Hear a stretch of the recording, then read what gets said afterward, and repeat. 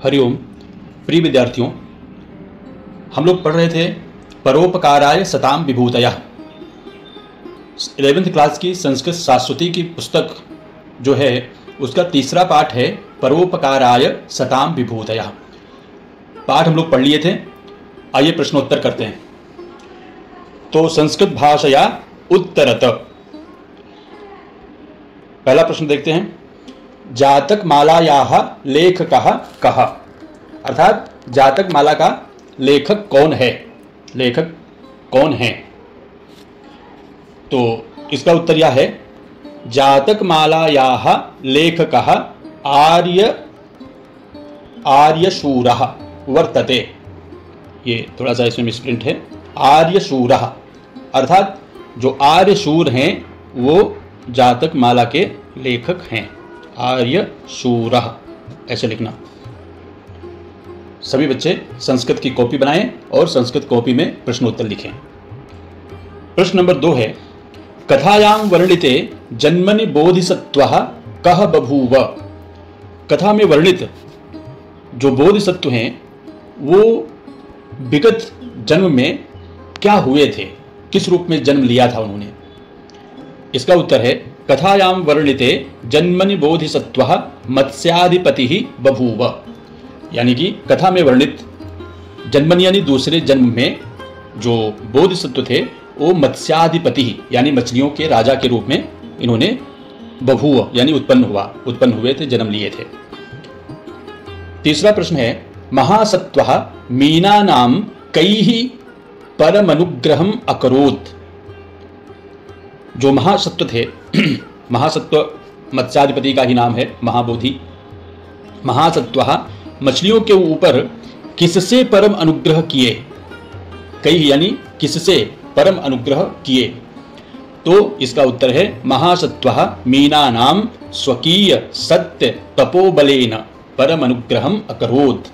महासत्व थे मछलियों के ऊपर अपने सत्य और तपोबल का जो प्रभाव था, तप की जो ताकत थी, बलेन, उससे उन्होंने अनुग्रह किया था, अर्थात उन मछलियों की रक्षा किया था। अगला प्रश्न है सरः लघुपल्वलमिव कथम अभवत्।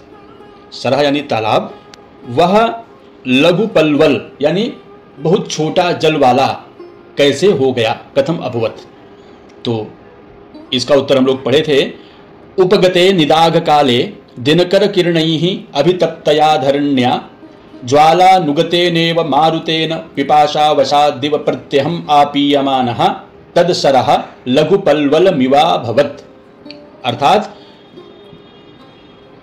गर्मी का समय प्राप्त होने पर और दिनकर यानी सूरज की किरणों से धरती के तपने पर अभितप्तया धरण्या, इसके बाद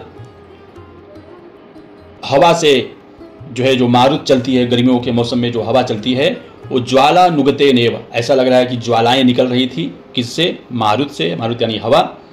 और पिपाशा वसाद, प्यास बढ़ जाती है, पिपाशा बढ़ जाती है, तो पिपाशा वसादिव, सभी जीव जंतु जानवर सभी तालाब का जल पी रहे थे और इसलिए प्रत्यहम आपीयमानः, प्रतिदिन पिए जाने के कारण वह जो शरा था, तालाब था, वह लघुपल्वलमिव अभवत्, कम जल वाला हो गया। ये इसका उत्तर है।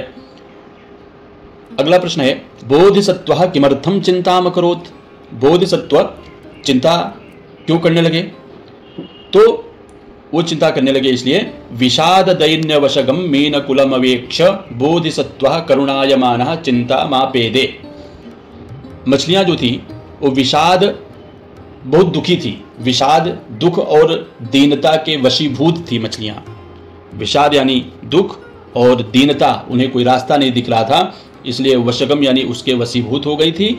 और ऐसे मीन कुलम मछलियों के समूह को देख करके, अवेक्ष देख करके, बोधिसत्व करुणायमाना, वो द्रवित हो गए, करुणायमान हो गए और उसके बाद चिंता में पड़ गए। आपेदे यानी पड़ जाना।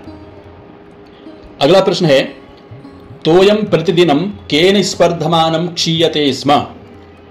तोयम यानी जलम, वो जल प्रतिदिन किससे स्पर्धा करता हुआ क्षीण हो रहा था यानी कम हो रहा था।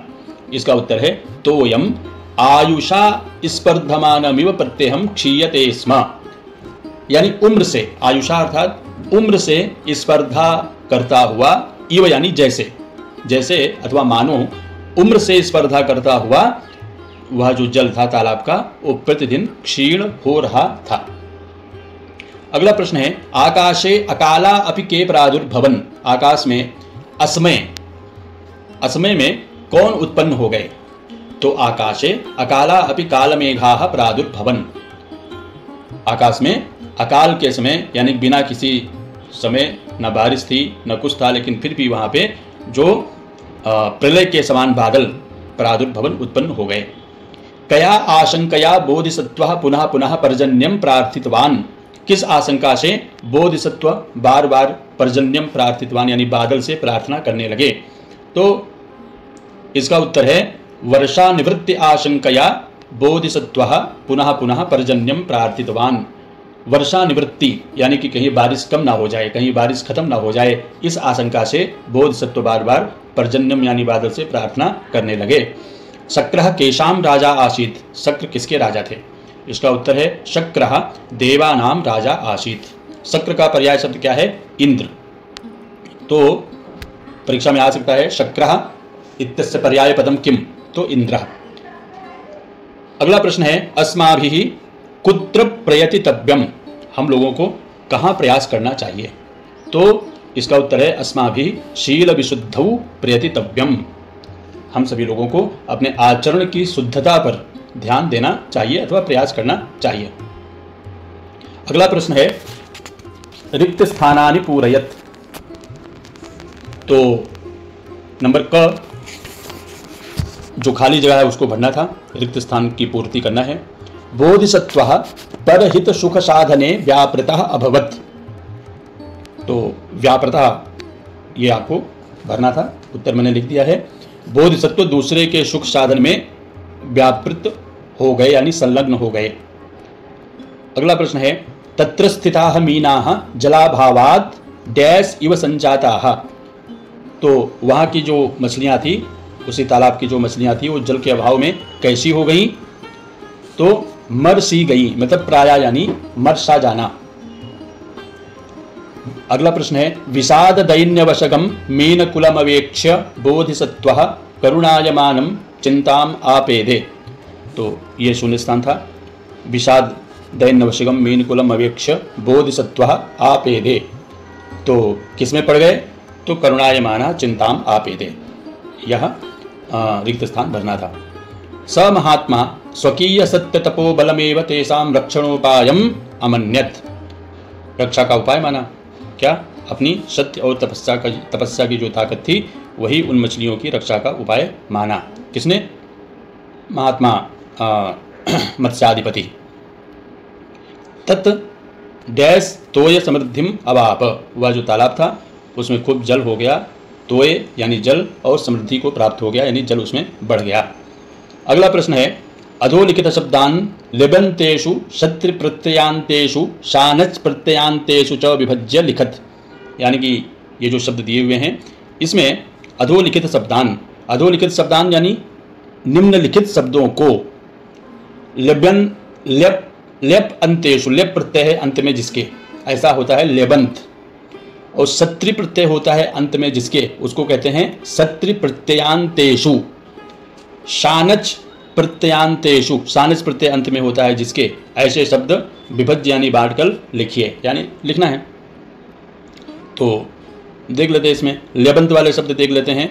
एक शब्द प्रयोग किया गया था अवेक्ष, तो अव उपसर्ग पूर्वक ईक्ष धातु से लेप प्रत्यय, दूसरे में निश्वस्य निह उपसर्ग पूर्वक श्वस धातु से लेप प्रत्यय, अभिगम्य अभि उपसर्ग पूर्वक गम धातु से लेप प्रत्यय, ये सारे लेबंत हो गए। अब क्षत्रि प्रत्यांत देख लेते हैं। सम उपसर्ग पूर्वक राध धातु से क्षत्रि प्रत्यय, विमृशन वी उपसर्ग पूर्वक मृष धातु से क्षत्रि प्रत्यय, सम उपसर्ग पूर्वक उत और लोक धातु से क्षत्रि प्रत्यय लग करके रूप बनता है समुल्लोकयन। तत्पश्चात सानच प्रत्यांत शब्द देख लेते हैं, यानी सानच प्रत्यय अंत में है जिसके, तो आ उपसर्ग पूर्वक पा धातु से सानच प्रत्यय शब्द बनता है आपीयमानम। स्पर्ध धातु से शानच प्रत्यय शब्द बनता है स्पर्धमानम। सम उपसर्ग पूर्वक आंग धातु से और पीड धातु से प्लस शानच प्रत्यय से जो रूप बनता है समापीड्यमानम, ऐसा शब्द बनता है। अगला शब्द है रत्नायमानानि, तो रत्न प्लस शानच, तो रत्नायमानानि। अगला प्रश्न है विशेषणानि विशेष्यैहि सह योजयत। कुछ इसमें विशेष पद हैं, उनमें विशेषणों के साथ में उनको मिलाना है, सह योजना करना है साथ में, है ना। तो सरसी, सरसी एक विशेष पद है, इसका विशेषण हमको ढूंढना है। तो वह जो तालाब था वह कैसा था, तो हंस चक्र वाकादि शोभिते, जो तालाब था वो हंस चक्र वाकादि शोभिते था। तो ये हो गया क नंबर का उत्तर, हंस चक्रवाक आदि शोभित तालाब में। दूसरा है धरण्या, धरणी, तो धरणी कैसी थी भाई, अभितप्तया धरण्या, धरणी बहुत तप्त हो गई थी गर्मी के समय में जब धूप निकल रही थी। तो नंबर ख का उत्तर हो गया अभितप्तया। नंबर ग का अपत्यानाम, अपत्यानाम का उत्तर क्या होगा कि अपत्यानाम तत्रस्थाः, अपत्यानाम इष्टानाम, जो इष्ट थे उनको अपत्य यानी अपने पुत्रों के समान उनको उन्होंने व्यवहार किया था। अगला प्रश्न है नवशलिलेन, नवशलिलेन, तो कैसा नया जल था उसमें, नया जल ऐसे था कदम्ब कुसुम गौरेण, ये हो गया नंबर घ का उत्तर। कदम्ब कुसुम यानी कदम्ब के फूल के समान गौर वर्ण का नया जल उसमें था। पक्षिणः, तो कौन से पक्षी, सलिल तीरवासिनः पक्षिणः, ये उसका सही उत्तर है। नंबर कौन सा नंबर था ये, अंग नंबर, तो अंग नंबर का ये है सही उत्तर, सलिल तीरवासिनः। इसके बाद बोधिसत्वः, बोधिसत्वः क्या हुए थे, करुणायमान हो गए थे, द्रवित हो गए थे। इसके बाद मीनः, तो मीना का उत्तर क्या है, मीनः तत्रस्थाः, वहाँ पर स्थित जो मीन यानी मछलियाँ, तत्रस्थाः मीनाः, वहाँ पे स्थित जो मछलियाँ थी, इसका विशेषण ये है। और मारुतेन, मारुत कैसी थी, जो हवा चल रही थी वो कैसी थी, तो ज्वालानुगतेन, ऐसा लग रहा था कि वहाँ से ज्वाला निकल रही है। अगला प्रश्न है अधोलिखित पदानि संस्कृत वाक्येषु प्रयुग्ध्वम्, यानी निम्नलिखित जो संस्कृत वाक्यों में प्रयोग करिए, निम्नलिखित पदों को संस्कृत वाक्यों में प्रयोग करिए। तो शब्द है पहला कस्मिश्चित्, कस्मिश्चित् का अर्थ होता है किसी, तो किसी वन में एकः सिंहः वसति स्म, या एक वाक्य हो गया। कस्मिश्चित् यानी किसी वन में एक सिंह रहता था, कस्मिश्चित् लगा करके एक वाक्य बनाना था। अब भाग्य वैकल्यात् करके एक वाक्य बनाना है, तो प्राणी नाम भाग्य वैकल्यात् देवो ना बवर्ष, देवता बारिश नहीं किए। आपीयमानम करके एक वाक्य बनाना है, प्रत्यहम आपीयमानम तत्सरः शुष्कम अभवत्, प्रतिदिन पिए जाने के कारण वह जो तालाब था वो सूख गया। अस्मात् स्थानात् तच्चित्रम न लक्ष्यते, लक्ष्यते करके शब्द से एक वाक्य बनाना था, तो इस स्थान से वह चित्र नहीं दिख रहा है। अस्मिन् विषये विमर्शन सह सुप्तः, विमर्शन यानी विचार विमर्श करते हुए, तो इस विषय में विचार विमर्श करते हुए वह सो गया, यह इसका सही वाक्य है। देवराजः साक्षात् अभिगम्य बोधिसत्वम उवाच, देवराज साक्षात अभिगम्य यानी उसके पास जाकर बोधिसत्व से बोले। अस्माभिः अस्मिन् विषये प्रयतितव्यम, हम लोगों को इस विषय में प्रयास करना चाहिए। प्रयतितव्यम से एक वाक्य बनाना था। इसके बाद में कुछ पर्याय शब्द हैं, जैसे मीनः पक्षी, प्रत्यहम, आपद, पर्जन्यः, इनके पर्याय पद क्या होंगे। मीनः, मीना के पर्याय पद हैं मत्स्यः और झषः, पक्षी का खगः, शकुन्तः, प्रत्यहम का प्रतिदिनम, आपद का विपद और विपत्ति, पर्जन्यः का, मेघः, वारिधरः, वारितः इत्यादि। तो इस वीडियो में इतना ही। आप सभी का बहुत बहुत धन्यवाद और नेक्स्ट तीसरे पार्ट में हम लोग फिर मिलते हैं। नमो नमः।